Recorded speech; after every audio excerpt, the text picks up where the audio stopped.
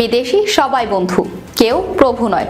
উল্লেখ করে বাংলাদেশ জামায়াতে ইসলামী আমির ডাক্তার শফিকুর রহমান বলেছেন, আমরা একটা মর্যাদাশীল বাংলাদেশ চাই, যে বাংলাদেশ বিদেশি সবাইকে বন্ধু হিসেবে দেখবে, কাউকে প্রভু হিসেবে মেনে নেবে না। যেদিকে হাত বাড়াবো সেদিকে বন্ধুর হাত পেতে চাই, কোনো আগ্রাসী হাত দেখতে চাই না। আজ রবিবার সকালে খুলনা মহানগরীর খানজাহান আলী থানা জামায়াত আয়োজিত কর্মী সম্মেলনে প্রধান অতিথির বক্তৃতায় তিনি এসব কথা বলেন। খানজাহান আলী থানা জামাতের আমির সৈয়দ হাসান মাহমুদ টিটুর সভাপতিতে সম্মেলনের প্রধান বক্তা ছিলেন জামাতের সেক্রেটারি জেনারেল অধ্যাপক মিয়া গোলাম পরোয়ার। বিশেষ অতিথি ছিলেন জামায়াত নেতা মুহাদ্দিস আব্দুল খালেক, মাওলানা ইমরান হুসাইন, মাওলানা আবুল কালাম আজাদ, অধ্যাপক মাহফুজুর রহমান, অধ্যাপক মাওলানা কবিরুল ইসলাম।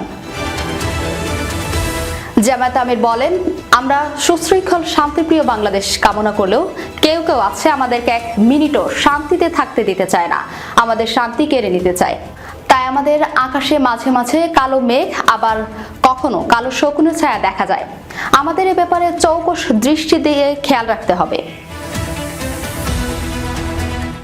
দলীয় কর্মীদের উদ্দেশ্য করে তিনি বলেন, জ্ঞানের আলোয় নিজেদের সমৃদ্ধ করতে হবে, কল্যাণের দাওয়াত মানুষের দুয়ারে দুয়ারে পৌঁছে দিতে হবে, মানুষের বিপদে বন্ধু হয়ে পাশে দাঁড়াতে হবে, মানুষের মধ্যে আশা জাগাতে হবে যে এই সমাজের উত্থান সম্ভব, এটাকে একটা শ্রেষ্ঠ জাতি হিসেবে, দেশ হিসেবে গড়ে তোলা সম্ভব।